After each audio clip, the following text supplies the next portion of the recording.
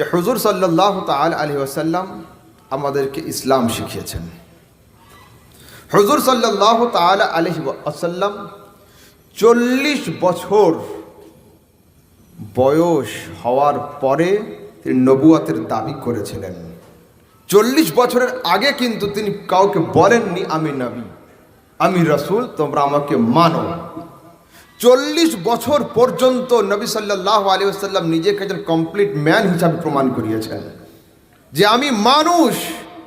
সত্যি দোস্ত দোস্ত, দুশ্মন পর্যন্ত আল্লাহর রসুলকে সাদিকুল আমিন, সত্যবাদী এবং আমানতদার বলে স্বীকার করে নিয়েছিল। দুশ্মন তো দুশ্মন, দোস্ত পর্যন্ত। কেন? উনি নিজের মানবতা মনুষ্যত্বকে মানিয়ে নিয়েছিলেন। আপনি হাফেজ, কারি, মাওলানা, মুফতি, টিচার, উকিল, পরে প্রথমে আপনি হচ্ছেন মানুষ। যদি আপনি কমপ্লিট মানুষ না হন, যদি আমার মধ্যে মনুষ্যত্ব না থাকে, আমার সমস্ত কাজ বেকার হবে। দেখুন, ইসলাম আমাদেরকে 3টে জিনিস শেখায়। সবচেয়ে প্রথম ইসলাম আমাদের হিউম্যানিটির দার্স দেয়। আপনি মানুষ, মনুষ্যত্বের শিক্ষা ইসলাম দেয়। আল্লাহ তাবারক ওয়া তাআলা কোরআন শরীফের মধ্যে বলছেন, ইয়া আইয়ুহাল্লাযীনা আমানু উদখুলু ফিস সিলমি কাফা, তোমরা সম্পূর্ণরূপে ইসলামের সুশীতল ছায়া তলে প্রবেশ করো। সম্পূর্ণ রূপ কেন বলা হলো? যদি আপনি গাড়ির মধ্যে এসি চালিয়ে সম্পূর্ণ বডিটাকে গাড়ির মধ্যে রাখেন এসি ঠান্ডাতে, আর বাম হাতটা উইন্ডো থেকে বের করে দেন রোদের দিকে, তো ইয়ে আরাম হবে না, ইয়ে কষ্টের কারণ হবে। যদি ঠান্ডার মধ্যে থাকতে হয় ফুল বডি ঠান্ডায় থাকুক, গরমে থাকতে হলে ফুল বডি গরমে থাকুক, অর্ধেকটা অংশ ঠান্ডাতে অর্ধেকটা গরমে, এমন যেন না হয়। তো আল্লাহ পাবে উদখুলু ফিস সিলমি কাফা, তোমরা ইসলামের মধ্যে প্রবেশ করছো যখন লা ইলাহা ইল্লাল্লাহ মুহাম্মদ রাসূলুল্লাহ পড়ে নিয়েছো, তো আপাদ মস্তক দেহকে ইসলামের মধ্যে প্রবেশ করিয়ে দাও। ইসলামের ছায়া তলে মাথাকে রেখে দিয়ে হাত পা গুলোকে কুফরের শিরকের রোদের মধ্যে রেখো না, সম্পূর্ণ রূপে তোমরা প্রবেশ করো।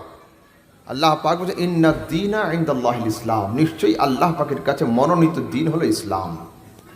আল্লাহ পাক বলেন আল ইয়াউমা আকমালতু লাকুম দীনাকুম ওয়া আতমামতু আলাইকুম নি'মাতি ওয়া রাদিতু লাকুমুল ইসলাম দীনা। তোমরা তো নিজেদের লাইফ চালানোর জন্য তোমরা নিজেরা পছন্দ করো, আর আমি খোদা তোমাদের জন্য ইসলামকে দিন হিসাবে পছন্দ করে সিলেক্ট করে দিয়ে দিলাম। এইবার আল্লাহ পাক দেখুন, ইসলাম 3টে শিক্ষা দেয়। সবচেয়ে প্রথম ইসলাম শিক্ষা দেয় মানবতার, হিউম্যানিটির, আল ইনসানিয়া, আপনি মানুষ, মানবতার শিক্ষা দেয়। তারপর ইসলাম শিক্ষা দেয় আদিয়ানা, রিলিজিয়নশিপ শেখায়। তারপর ইসলাম 3 নম্বরে গিয়ে আপনার ব্লাড রিলেশনের কথা বলে। কিন্তু সবচেয়ে প্রথম ইসলাম মানবতার শিক্ষা দেয়। পারা নম্বর 1 সূরা নম্বর 2 আয়াত নম্বর 83, এর মধ্যে আল্লাহ পাক বলছেন ওয়াকুলু লিন-নাসি হুসনা, জগৎবাসী এটা দেখো না উনি কে, তিনি কে, মানুষের সঙ্গে মিষ্টি বাক্য নিয়ে প্রেমপূর্ণ কথা বলো। ওয়াকুলু লিন-নাসি হুসনা, মানুষের সঙ্গে সুন্দরভাবে কথা বলো, মিষ্টি কথা বলো। আল্লাহ পাক কোরআন শরীফ পারা নম্বর 15 আয়াত নম্বর 70 মধ্যে বলছেন ওয়ালাকাদ কাররামনা বানি আদম, আমি আল্লাহ ক্রিয়েটর, মেইনটেইনার, কন্ট্রোলার, অলমাইটি আল্লাহ, আমি আদমের সন্তানদেরকে উচ্চ মর্যাদায় মর্জিত করেছি। আদম সন্তানকে আমি সম্মানিত করেছি। আল্লাহ রসুল বলছেন আলা উখবিরুকুম বিল মুমিন, আমার সাহাবাগণ আমি কি তোমাদেরকে জানাবো না মুমিন কাকে বলে? আল্লাহ রসুল বলছেন মুমিন সে যার দ্বারা মানুষের মাল এবং মানুষের সম্মান হেফাজতে থাকে। সুবহানাল্লাহ। আল্লাহ রসুল আবার বলছেন আল মুসলিমু মান সালিম আল মুসলিমুনা মিন লিসানিহি ওয়া বিয়াদিহি, অন্য হাদিসে আছে মান সালিমান নাস, যার দ্বারা, যার কথার দ্বারা, যার বাক্যের দ্বারা, যার হাতের দ্বারা কোনো মানুষ ক্ষতিগ্রস্ত হবে না, তার নাম হলো মুসলিম। দ্বিতীয় নাম্বার ইসলাম শেখাচ্ছে দিয়ানা।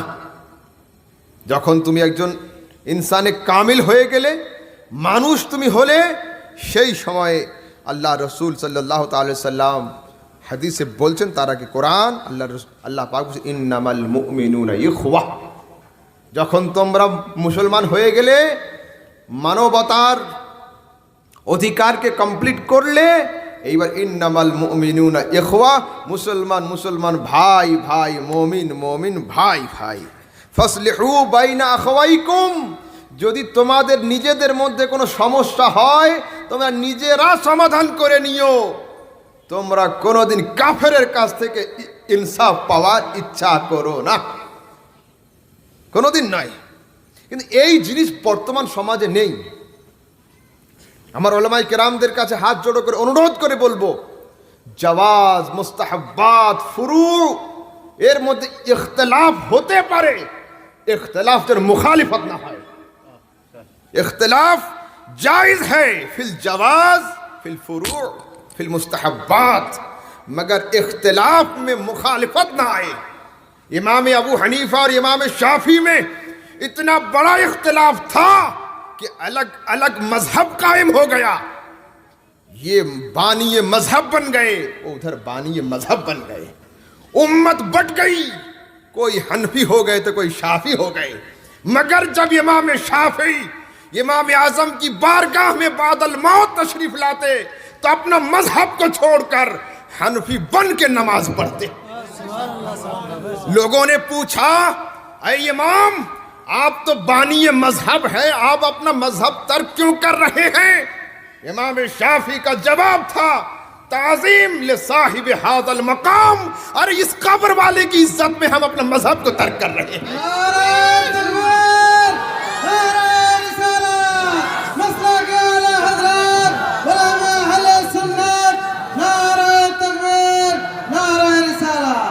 फिर इमाम शाफी से पूछा गया कि दुनिया का दूसरा इमाम जरा फरमाए इमाम आजम के बारे में।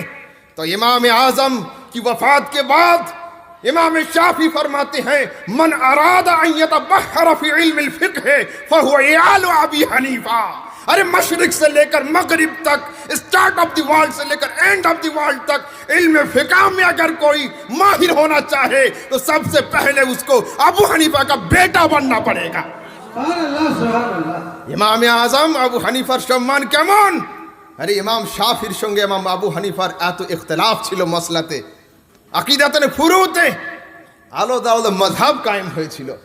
কিন্তু যখন ইমাম শাফি কোন মসলা নিয়ে ইমামে আজম আবু হানিফার দরবারে উপস্থিত হতেন, ইন্তেকালের পরেও তার কবরের সামনে গিয়ে শাফি মাযহাবকে ত্যাগ করে হানাফিদের মতো নামাজ পড়তেন। জিজ্ঞাসা করা হলো, আপনি তো শাফি মাযহাবের বাণী, আপনি হানাফিদের মতো নামাজ পড়ছেন কেন? তা হচ্ছে তাযীম লি সাহিবি হাযাল মাকাম, এই কবরওয়ালার সম্মান অর্থে। আল্লাহু আকবার। বড়দের কেমন আদব ছিল, বড়দের কেমন আদব ছিল। আর আজ আমরা ইখতিলাফ কোনো সামান্য কিছু নয়, একে অপরের উপরে এমন বড় করে কটূক্তি করে কথা।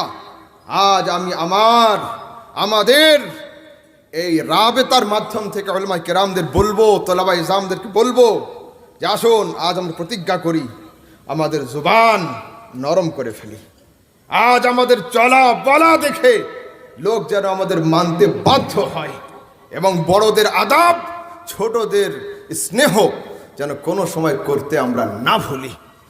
এবার আসুন, আল্লাহ তাবারক ওয়া তাআলা, রাসূল সাল্লাল্লাহু তাআলা আলাইহি ওয়াসাল্লাম বলছেন, আল মুসলিম ও আখুল মুসলিম, এক মুসলমান আরেক মুসলমানের ভাই। দিয়ে আল্লাহ রাসূল বলছেন, মান কানা ফি হাজাতি আখিহি কানা আল্লাহু ফি হাজাতিহি, যে এক মুসলমান অপর মুসলমানের হেল্প করবে, সাহায্য করবে, আল্লাহ পাক তার হেল্প বা তার সাহায্য করবেন। ইসলাম সর্বপ্রথম আমাদেরকে মানবতা শেখায়। দেখুন, হুজুর সাল্লাল্লাহু তাআলা আলাইহি ওয়াসাল্লাম সাহাবায়ে কেরামদেরকে নিয়ে মজলিসে বসে আছেন। হঠাৎ করে দরওয়াজাতে আওয়াজ হয়েছে। দরওয়াজার ফাঁক থেকে সাহাবায়ে কেরাম দেখছেন উলঙ্গ তলোয়ার হাতে হযরত উমর দাঁড়িয়ে। এসে বলছে, হুজুর দরওয়াজার বাইরে উমর। হুজুর বলছেন, দরওয়াজা খোলো। তা বলছে, হুজুর হাতে উলঙ্গ তলোয়ার যে। তা বলছে, আরে তোমরা বাড়ির দরওয়াজা খোলো, ওর দিলের দরওয়াজা আমি মুস্তফা খুলে দিয়ে দেবো। যখন সাহাবাই কেরাম দরওয়াজা খুলেছিলেন, হযরতে উমরের হাতে তলোয়ার ছিল, মুস্তাফার হাত কিন্তু সেদিন খালি ছিল। যারা বলেনি ইসলাম তলোয়ারের যুগে, ইসলাম মানুষকে তলোয়ার দেখিয়ে প্রসারিত, আস্তাগফিরুল্লাহ আযীম, যদি ইসলাম তলোয়ার দেখে প্রচারিত হতো তো দুনিয়ায় কোনো বুশ থাকতো না, কোনো ক্লিন্টন থাকতো না। এক আলী তলোয়ারের নিচে সারা দুনিয়াকে গর্দন ঝুঁকিয়ে দিতে হতো।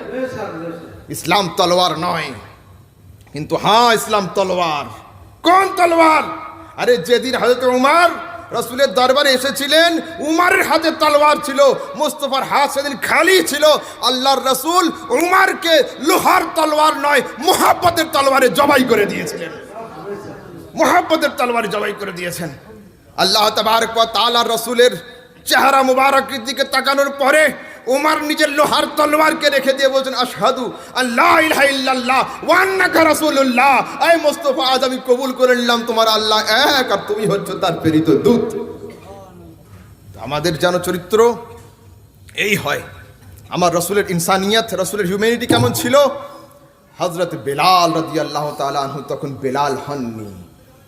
একদিন রাতে আমার রাসূল রাস্তা দিয়ে হাঁটছেন, এক বাড়ির ভিতর থেকে আওয়াজ আসছে, কষ্টের আওয়াজ।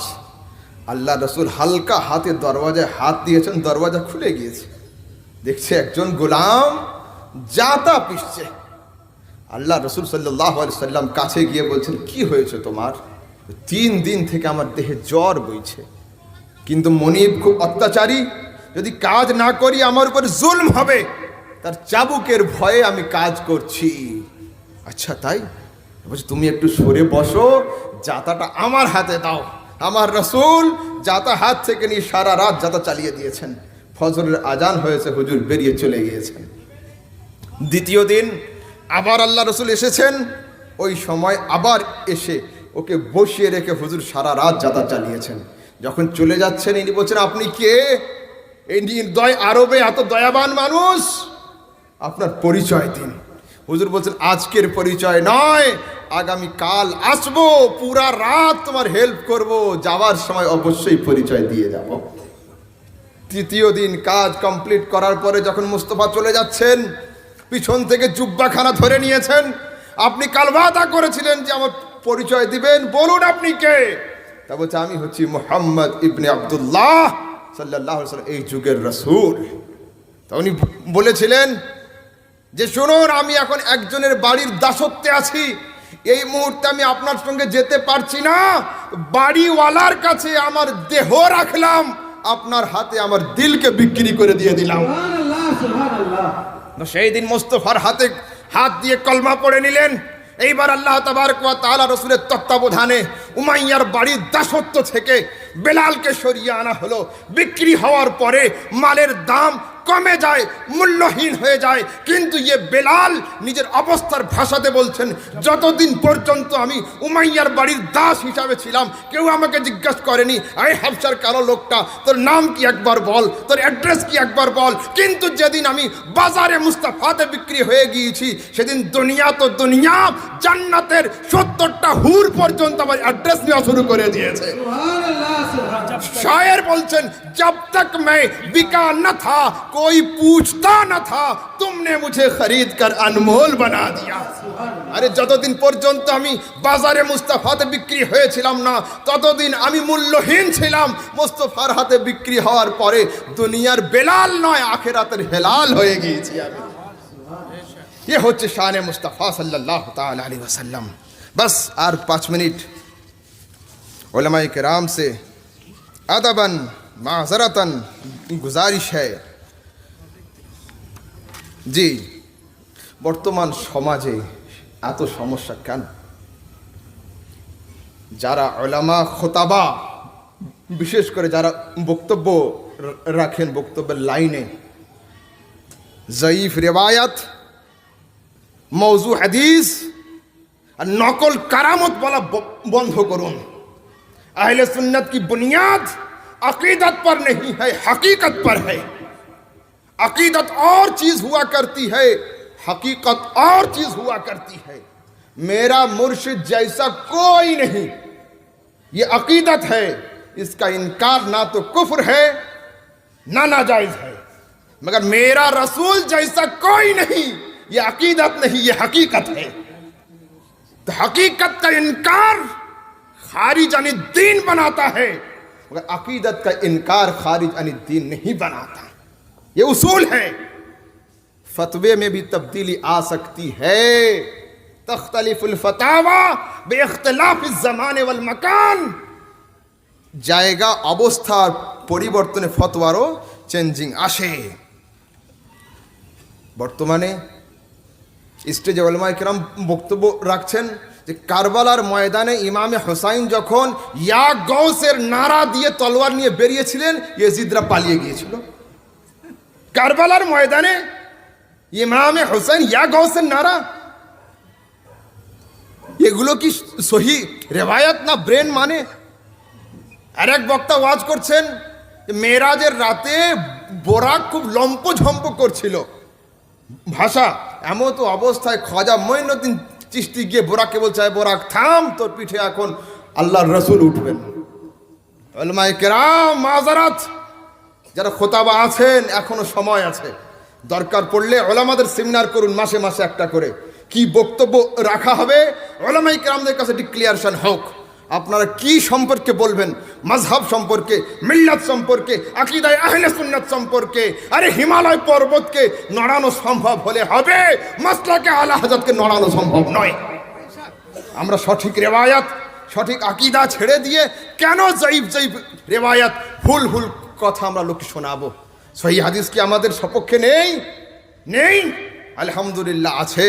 আপনারা সাবজেক্ট ওয়াইজ লোকের সামনে বক্তব্য করুন, সাবজেক্ট নিয়ে। আকীদায়ে আহলে সুন্নাতের উপরে তাকলিদ কেন করতে হবে, কান পর্যন্ত কেন হাত তুলতে হবে, নাভির নিচে কেন হাত বাঁধতে হবে, আমিন জোরে কেন বলা যাবে না, আজানের পরে নামাজের আগে সালাত পাঠ কেন হবে, কবরে মাইয়াতকে কাত করে শোয়ানো কেন হবে, দাফনের পরে আজান কেন হবে, সমস্ত কেনর উত্তর আল্লাহ তাবারক ওয়া তাআলা ইমাম আহমদ রাজাকে আমাদের জন্য উপহার দিয়েছেন। সমস্ত কেনর উত্তর তিনি দিয়ে দিয়েছেন। যখন দুনিয়ায় পূর্ব থেকে নিয়ে পশ্চিম, পশ্চিম থেকে নিয়ে উত্তর, দক্ষিণ, চারিদিক থেকে বাতিলের হাওয়া চলছিল, কেনর উত্তর দেওয়ার মতো কেউ ছিল না। আলা হযরতকে এমন জ্যোতি সম্পন্ন ব্যক্তিত্ব হিসাবে আল্লাহ পাক ফিট করেছেন, যার কাছে সমস্ত কেনর উত্তর পাওয়া যায়। আর একটা খুব খাস পয়েন্ট, উলামায়ে কেরাম समाअत फरमाएं, मनसब पर सही लोगों का होना चाहिए। हम किसी जाहिल को पीर नहीं मानते, जिसको हम पीर मानते हैं उसे हम जाहिल नहीं मानते। ताज़ीम उलमाए किराम की होनी चाहिए। यही लोग पीर हैं, यही लोग दरवेश हैं। आप लोगों में ये क्या ख्याल आ गया, पीर साहब, हाँ वो जाहिल हो कुछ भी हो, एक सतर इबारत पढ़ी नहीं आती मगर आप उसको कुर्सी देते हैं, और जो रात दिन बैठ के उलमाए किराम को बुखारी का दर्स देते हैं उसको जमीन पर बिठाते हैं। आप सुने बात मेरी तरफ से, हमने जहां जहां तसव्वुफ का जिक्र किया है वहां पर इल्म का जिक्र नहीं किया, जहां इल्म का जिक्र किया है वहां पर तसव्वुफ का जिक्र नहीं किया। मैं मिसाल दे रहा हूं आपको, सुने। हमारे खुतबा की जुबानी आपने सुना है, सरकार गौसे आजम की शान। हमने गौसे आजम को तो एक साहिब करामत बुजुर्ग बताया है, मगर वो कितने बड़े आलिम थे, बैक वक्त वो मुहद्दिस भी थे, मुतकल्लिम भी थे, फकीह भी थे। इस बात का जिक्र हमने नहीं किया। इमाम आजम अबू हनीफा को तो हमने सिर्फ एक फकीह बताया, मगर कितने बड़े वो आरिफ बिल्ला भी थे, इसका जिक्र हमने नहीं किया। आला हजरत को तो एक मुफस्सिर, मुतरजिम, मुसन्निफ तो बताया, मगर वो साहिब कमाल बुजुर्ग थे, इसका जिक्र हमने नहीं किया। क्या पता चला, जहां हमने इल्म का जिक्र किया है वहां तसव्वुफ का जिक्र नहीं किया, जहां तसव्वुफ का जिक्र किया है वहां हमने इल्म का जिक्र नहीं किया। ये गलती हमारी है। एतराफ़ करना पड़ेगा उलमाए किराम को कि हाँ, हमने अपनी तकरीरों में गौसे आज़म को तो वली मनवाया है, आलिम नहीं मनवाया। आला हज़रत को आलिम मनवाया है, वली नहीं मनवाया। और इमाम आज़म को तो आलिम फ़कीह मनवाया, वली नहीं मनवाया। ये भूल कभी संशोधन হবে। আজ থেকে শুরু করুন, যেখানে আলা হযরতের তাসনিফের জিকির হবে সেখানে আলা হযরতের কারামাতেরও জিকির করুন, যেখানে গৌস পাকের কারামাতের জিকির হবে সেখানে তাফসিরে জিলানীরও জিকির করে দিন। মিশরের বুকে হুজুর গৌস পাকের দিকে মানসুব তাফসির 6 খণ্ডে সমাপ্ত, আল তাফসিরুল জিলানী, এবং তার অনেক কিতাব রয়েছে। গৌসে পাক একজন মুহাদ্দিস ছিলেন, ফকিহ ছিলেন, মুফাসসিরও ছিলেন। ইমামে আজম আবু হানিফার যেখানে ফিকার তার ফকাহাতের জিকির করা হবে সেখানে তার কারামতের জিকির হওয়া অবশ্যই। আরে ইলম ছাড়া তাসাউফ নয়, তাসাউফ ছাড়া ইলম নয়। যেখানে ইলম আর তাসাউফ দুটো একত্রিত হয় সেইখানে বেলায়াতের ফুল ফুটিত হয়। আল্লাহ তাবারক ওয়া তাআলা আমাদের সকলকে হেফাজত করেন। আমাদের উলামায়ে কেরাম, আমাদের রাবতার সমস্ত উলামা তোলাবা, তোমরা বাড়ি গিয়ে মসজিদ ছাড়বে না, মসজিদে যাও, লোকের সঙ্গে আদবের সঙ্গে মুহাব্বতের সঙ্গে কর্কশ কণ্ঠকে ছেড়ে দিয়ে নরম ভাষায় প্রেম প্রীতি মুহাব্বত ভালোবাসা লাভ মার্সির সঙ্গে কথাবার্তা বলো। যখন কোনো জিনিসের দরকার হবে উলামায়ে কেরামদের সঙ্গে রাবতা রাখো। আল্লাহ তাবারক ওয়া তাআলা আমাদের সবার উপস্থিতিকে কবুল করেন। ওয়া আখিরু দাওয়ানা আলহামদুলিল্লাহি রাব্বিল আলামিন। আসসালামু আলাইকুম।